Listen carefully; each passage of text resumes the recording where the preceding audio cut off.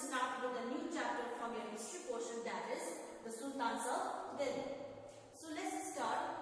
So this is called as Sultans of Delhi. Okay, so many people they have got a question in the mind. So why it is called as the Sultans of Delhi? Why they have been called as a Sultan of Jammu, Sultan of any other states? Okay, so but it has been given name as a Delhi, a Sultan of Delhi. Why? Because the Sultans they have ruled their empire, okay, from Delhi. Okay, they have made Delhi as their capital and they used to administer the whole empire from Delhi. So it is called as Sultans of Delhi or Delhi Sultanate, right? So Delhi Sultanate started from 1206 to 1526 CE. So between this year, so many rulers or so many sultans they came up, they ruled India and they were well administered also, right? So now we know that many rulers they came, okay, but how come? What is the proof? Okay, so it's not like that we haven't visited any sultan from that time, isn't it? So we have got all this information from the source of inscription. Okay, so there are so many sources, that is inscriptions, even coins, monuments, that is building, whatever which has been constructed by the sultans. Okay, monuments, and even there are so many documentations which is based on this sultan, right? So these are the thing or these are the evidences which proves or which tells us a story during the time of Delhi Sultanate, right? So then who has written this, all the inscriptions, even the documentations and all, okay? So this all information we have got or which has been written by the courtiers, okay, the secretaries, poets, and many other learned person from the Delhi Sultanate time. Okay, got it? So they have all written and they have written all the information about the Delhi Sultanate's time, right?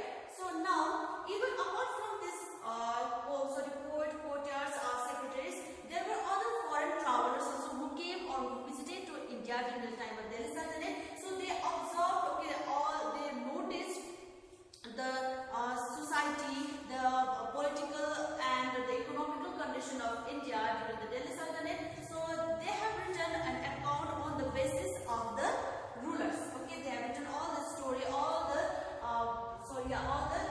things of the Delhi Sultanate time. Okay, for example, your Ibn Battuta, who was a Moroccan traveler who visited India during the time of Muhammad bin Tughlaq. So he observed the society during the Muhammad bin Tughlaq period. So he has written all the story, all the account during the time of his period. Okay, so now let's move with the main topic, that is your slave dynasty. Slave dynasty. Okay, so if you remember the previous chapter, I hope you have studied about the Turkish invasion, isn't it? So in the Turkish invasion, we have learned about the invasions of Muhammad bin Ghazni and Muhammad bin Ghori. Okay, so both of them invaded India. Though Muhammad Ghazni, his main intention was not to establish his empire in India, he just wanted to plunder the wealth of India. But your Muhammad of Ghori, his intention was to establish his empire in India. So he came to India and he had a battle with your Prithviraj Chauhan, who was the ruler during the time of Delhi, isn't it? So in the first battle he was able to resist Muhammad bin Ghori, but in the second battle, that is Battle of Tarai in 1192, he was killed and was been defeated. Okay, right? So from that time, Muhammad Ghori, he founded a dynasty or a Sultan dynasty in India. Okay. Before that, Muhammad of Ghori, okay, he hand over the Delhi Empire, the Indian Empire to his slave. Okay, his slave, his name was Qutbuddin Aibak. He was a slave of Muhammad Ghori. Okay, so he was one of the able administrator. Okay, he was very person. Okay, so he made Qutbuddin Aibak free and hand over the Indian Empire to him. Okay, then he went back to his land, his homeland. Then what happened after that? Muhammad Aibak. Okay, so he became a ruler of Sultan. Okay, Sultan. Then what happens? So now from this day he became a ruler. So from that day the dynasty came to be known as a slave dynasty. So the main point is here, because Qutbuddin Aibak was a slave of Muhammad Ghori. So that's why this dynasty came to be known as slave dynasty. So there is another name of the slave dynasty also, that is your Mamluk dynasty. So please don't get confused. Both of this dynasty means the same dynasty. We are speaking about the same dynasty. Okay, got it? So from now onwards, Qutbuddin Aibak became a ruler. Okay, got it? He was also very good. He was a very able administrator, very good ruler. Okay. Then what happens? He ascended the throne in 1206.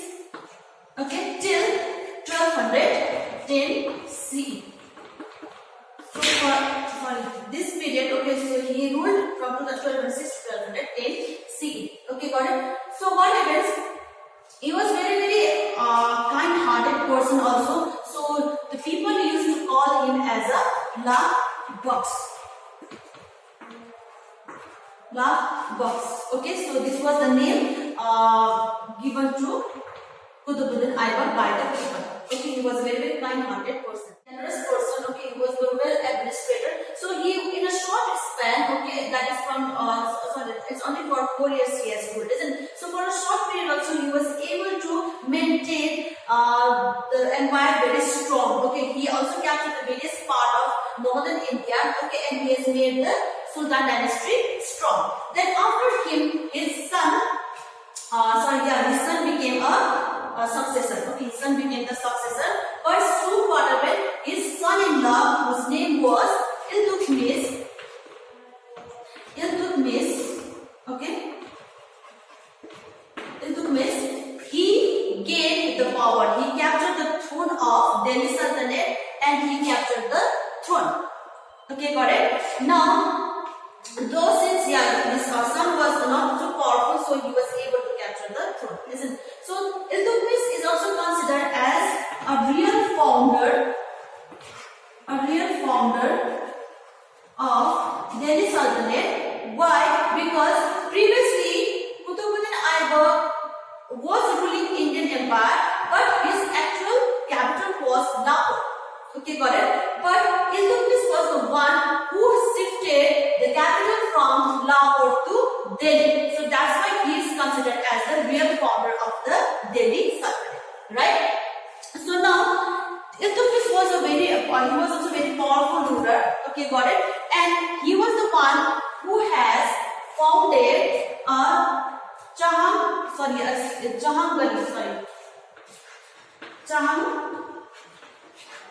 Gali.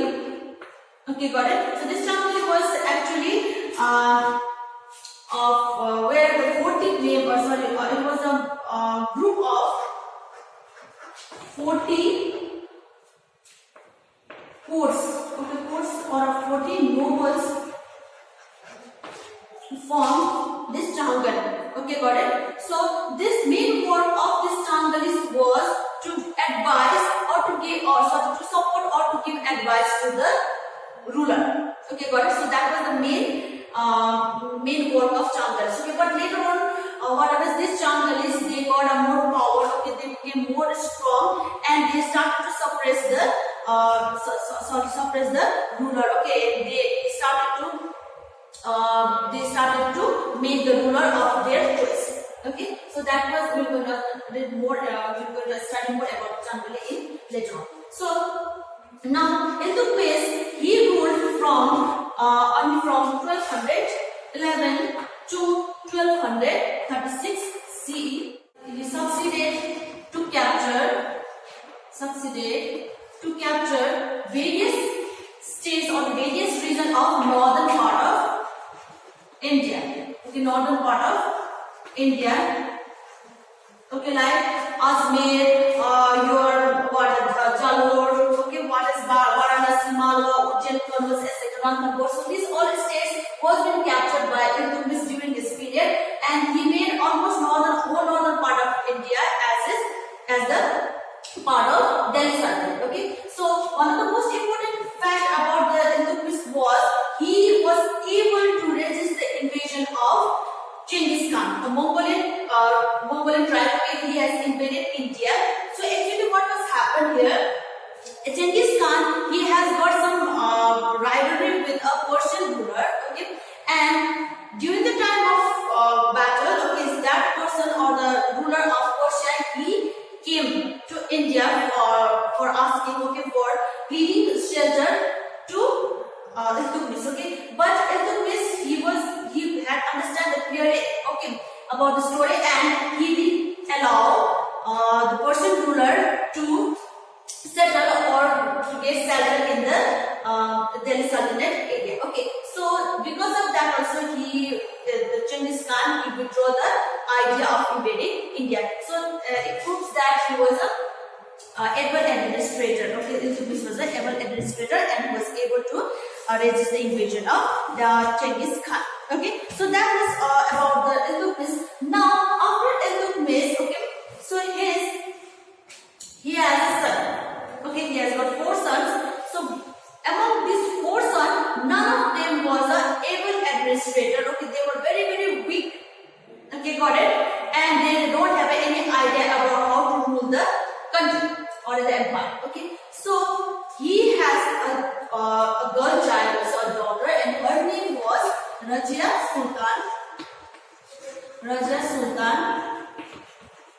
She was very strong lady, and plus she has got a good able administration ideas. Okay, got it? So now Iltutmish, instead of appointing his son as his successor, but he appointed his daughter as his successor. Okay, got it? Now this created a huge problem in the empire also. So now Razia Sultan, she became the ruler after her father's death. Okay, so now she became the Sultan of Delhi Sultanate. Okay, got it? Now in that time she has to face a many problem. Okay, so as we know that she was the first one to become the Sultan, and the nobles or the minister was not in favor to work under a woman. Okay, so they started a conspiracy against the Razia Sultan. Okay, and later on she was aware of the conspiracy was going behind her, and she took a step.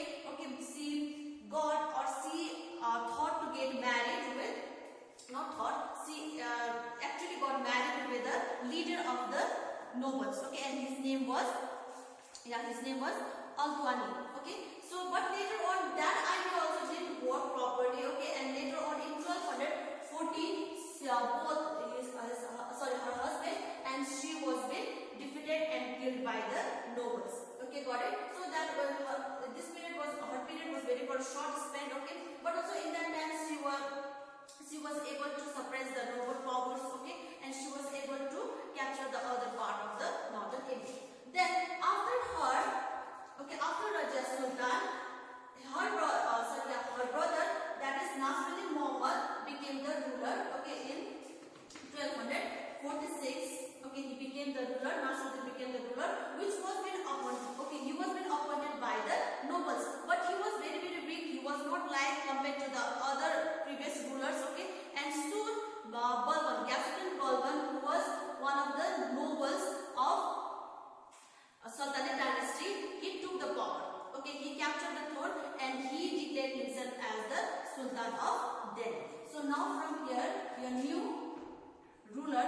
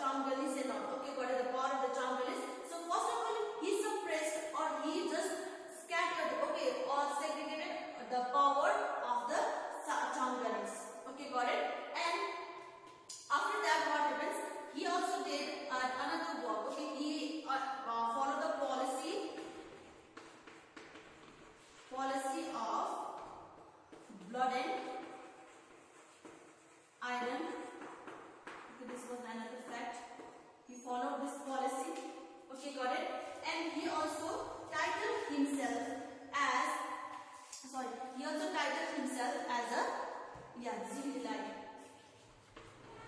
Jin-Ilai, which means shadow of God.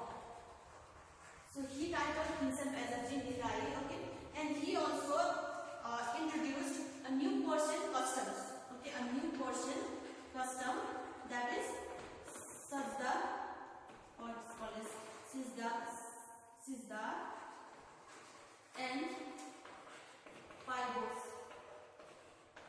Okay, so these were the two customs which was been introduced by him. Okay, it was a Persian customs where the people or the any courts, okay, they have to, nobles, they have to kneel down in front of the ruler, and plus they have to kiss the feet of the ruler. So this was the two thing. Now after him, okay, he was also very important ruler, okay, and now after him, slowly the slave dynasty started to decline. Okay, got it? So after him, none of the successor was more powerful, more administrator as them. Okay, got it? So now slowly they suddenly started to become weakened. Okay, got it?